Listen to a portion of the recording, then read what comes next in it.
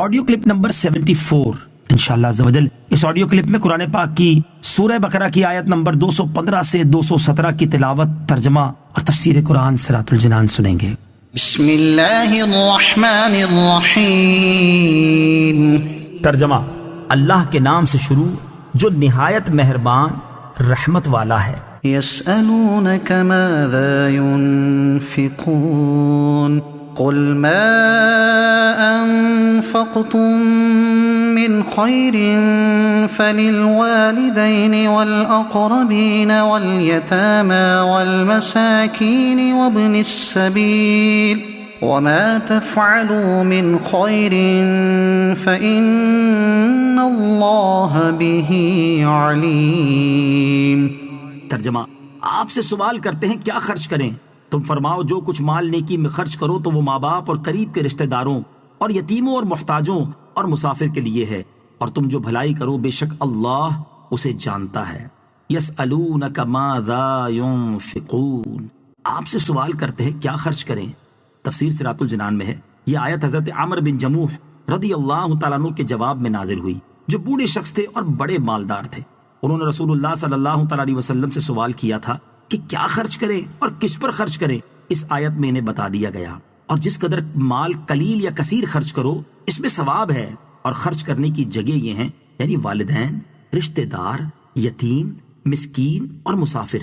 یہاں دو مسائل ذہن نشین رکھیں۔ نمبر 1، اس آیت میں صدقہ نافلہ کا بیان ہے۔ نمبر 2، ماں باپ کو زکوٰۃ اور صدقات واجبہ دینا جائز نہیں۔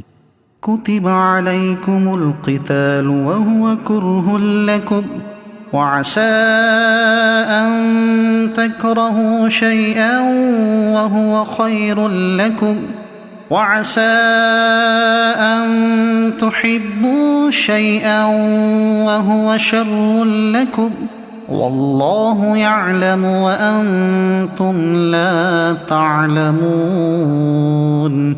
ترجمہ: تم پر جہاد فرض کیا گیا ہے حالانکہ وہ تمہیں ناگوار ہے، اور قریب ہے کہ کوئی بات تمہیں ناپسند ہو حالانکہ وہ تمہارے حق میں بہتر ہو، اور قریب ہے کہ کوئی بات تمہیں پسند آئے حالانکہ وہ تمہارے حق میں بری ہو، اور اللہ جانتا ہے اور تم نہیں جانتے۔ کتب علیکم القتال، تم پر جہاد فرض کیا گیا ہے۔ تفسیر صراط الجنان میں ہے جہاد فرض ہے جب اس کے شرائط پائے جائیں، اور اگر کافر مسلمانوں کے ملک پر حملہ کر دیں تو جہاد فرض عین ہو جاتا ہے، ورنہ فرض کفایہ۔ فرمایا گیا کہ تم پر جہاد فرض کیا گیا اگرچہ یہ تمہیں طبعی اعتبار سے ناگوار ہے اور تمہارے اوپر شاق ہے، لیکن تمہیں طبعی طور پر کوئی چیز ناگوار ہونا اس بات کی علامت نہیں کہ وہ چیز ناپسندیدہ اور نقصان دہ ہے۔ جیسے کڑوی دوائی، انجیکشن اور آپریشن طبعی طور پر ناپسند ہوتے ہیں لیکن نقصان دہ نہیں بلکہ نہایت فائدہ مند ہیں۔ یوں ہی کسی چیز کا تمہیں پسند ہونا اس بات کی دلیل نہیں کہ وہ اچھی اور مفید ہے۔ بچے کو پڑھائی کی جگہ ہر وقت کھیلتے رہنا پسند ہوتا ہے۔ شوگر کے مریض کو مٹھائی پسند ہو تو اس کا یہ مطلب نہیں یہ چیزیں اس کے لیے مفید بھی ہیں بلکہ نقصان دہ ہیں۔ لہٰذا اے مسلمانوں، اچھا یا برا ہونے کا مدار اپنی سوچ پر نہ رکھو بلکہ اللہ تعالیٰ کے حکم پر رکھو۔ اللہ تعالیٰ نے جس چیز کا حکم دیا وہ بہرحال ہمارے لیے بہتر ہے، اور جس سے منع فرمایا وہ بہرحال ہمارے لیے بہتر نہیں ہے۔ اسی سے ملتا جلتا مضمون سورہ نساء آیت نمبر 19 میں بھی ہے۔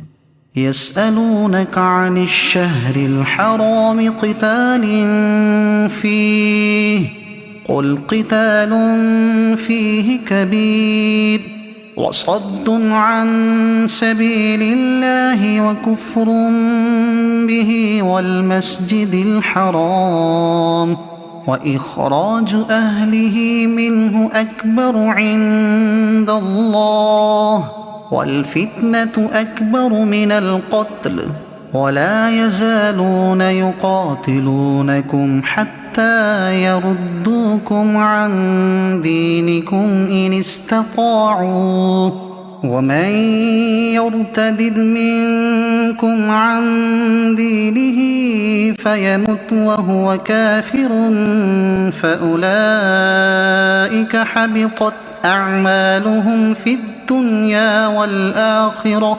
وأولئك أصحاب النار هم فيها خالدون۔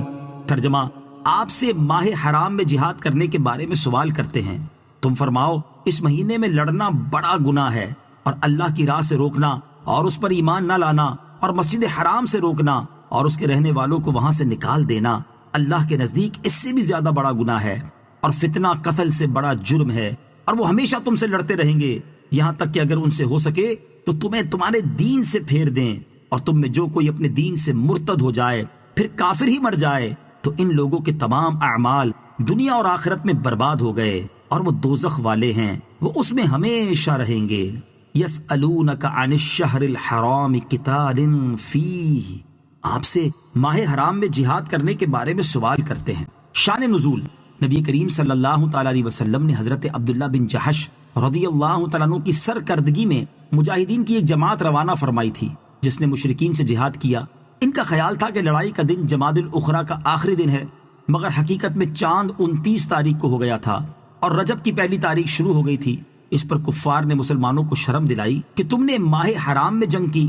حضور اقدس صلی اللہ تعالیٰ علیہ وسلم سے اس کے متعلق سوال ہونے لگے تو اس پر یہ آیت نازل ہوئی کہ ماہ حرام میں لڑائی کرنا اگرچہ بہت بڑی بات ہے، لیکن مشرکوں کا شرک، مسلمانوں کو ایذائیں دینا، نبی کریم علیہ الصلوۃ والسلام کو ستانا، یہاں تک کہ ہجرت پر مجبور کر دینا، لوگوں کو اسلام قبول کرنے سے روکنا، نبی کریم علیہ الصلوۃ والسلام اور مسلمانوں کو مسجد حرام میں نماز پڑھنے سے روکنا، دوران نماز طرح طرح کی ایذائیں دینا، یہ ماہ حرام میں لڑائی سے بہت بڑھ کر ہے۔ لہٰذا پہلے اپنے گریبان میں جھانک کر اپنے کرتوت دیکھ لو، پھر مسلمانوں پر اعتراض کرنا۔ تمہارے افعال مسلمانوں کے فعل سے زیادہ شدید ہیں، کیونکہ کفر و ظلم تو کسی حالت میں جائز نہیں ہوتے، جبکہ لڑائی تو بعض صورتوں میں جائز ہو ہی جاتی ہے۔ نیز مسلمانوں نے جو ماہ حرام میں لڑائی کی تو وہ ان کی غلط فہمی کی وجہ سے تھی کہ چاند کی تاریخ ان پر مشکوک ہو گئی، لیکن کفار کا کفر اور مسلمانوں کو ایذائیں تو کوئی قابل شک فعل نہیں، یہ تو واضح طور پر ظلم و سرکشی تھی۔ یاد رہے کہ حرمت والے مہینوں میں جنگ کی ممانعت کا حکم سورہ توبہ آیت نمبر 5 سے منسوخ ہے۔